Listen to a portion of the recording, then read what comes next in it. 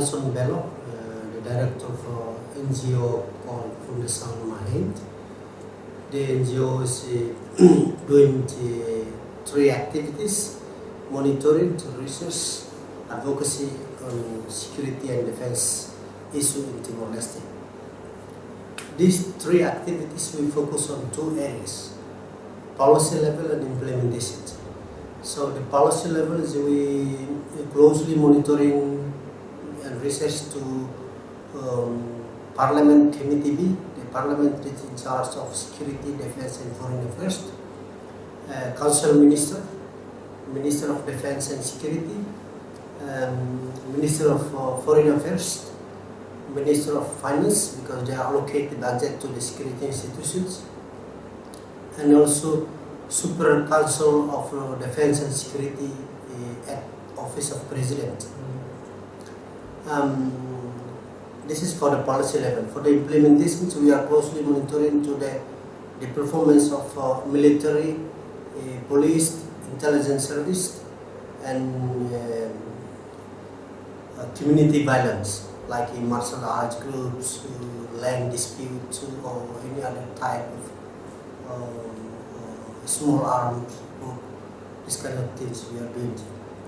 So we monitoring, research and write report every day. 4 type of report. One is every day. The length of the report is 400 to 500. Why is every day? Because this small report is provoke the public debate. It's a part of how we open a space for public participation in debate of security sectors. So this can be open for the public, so public can contribute how to involve in the decision making on the security sectors in Timor-Leste. Another report is every 2 weeks. The length is also small, 5,000 to 6,000. And another report is every 3 months. The length is 18,000 to 20,000. Why all this report is this length is very small? Because Timorese is not a culture of reading. We are a culture of talking. That's why we write small report, but it can be provoke the public debate and how create an opinion for the people or source for the people. The challenge that we have in Timor-Leste is we produce so many reports, very good recommendation to the security and defense issue. However, most of the leaders is not read. Why? There's two things there they are not read. Maybe they are very busy, or maybe they don't want to read, because of when they read the first pages is too criticism to their activities. While when they get into the conclusion, there's a lot of recommendation there. So in order to approach them, we use different strategy to approach them, because they are not reading. We approach to their advisors, which close to them, or we approach to the leaders, community leaders in the remote area. So when they visit to the remote area, the community leader ask questions, tough questions, by using our report to them. In their way, they also can read our report, and then sometimes we have meetings. So most of them, high-level meetings, they always call us to get involved in the meeting and ask our opinions. So that's one of the good things that they involve us. Last 2 months ago, there was a promotion of the police. They involve us in the committee of the promotions, because we've been produced several reports about the problem of the promote to rank promoting in the police. So they involve us in the commissions, and then we gave several of options, and then there was completely helping them to solve the problems inside the police institution. We also provide training, human rights training, research training to the parliament committee, to the police and military, to the intelligence. This is the things we are doing. Based on my experience in 2001, when the first time we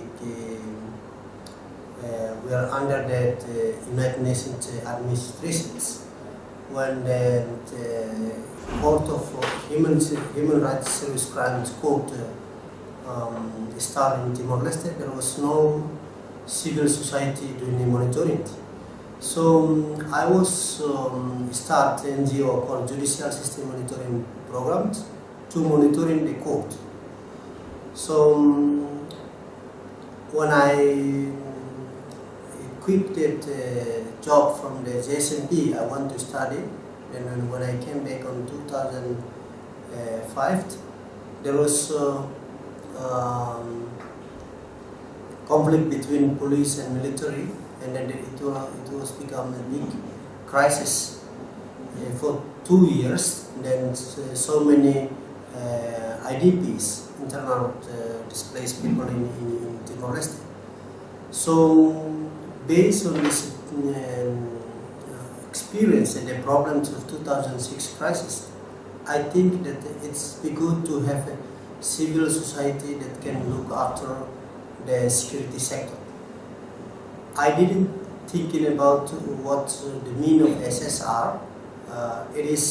I never agree with the SSR because SSR is a what we call that advanced. I mean, people who are expert from advanced countries' ideology or their concept of thinking about the security sector. So they say that the security sector review. So I appear with the same terminology but different meaning. I say that SSD, not SSR. Why SSD? Because we have to develop before we review. So Timor-Leste is from zero start, so we have nothing to review. Then I appear with the security sector development at the time.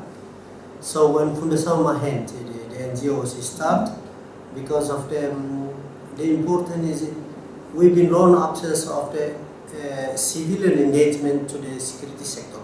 So it would be good this civilian can be discussed about what the security sector is and then what's the activities of that military and police. Civilian can discuss, civilian can control.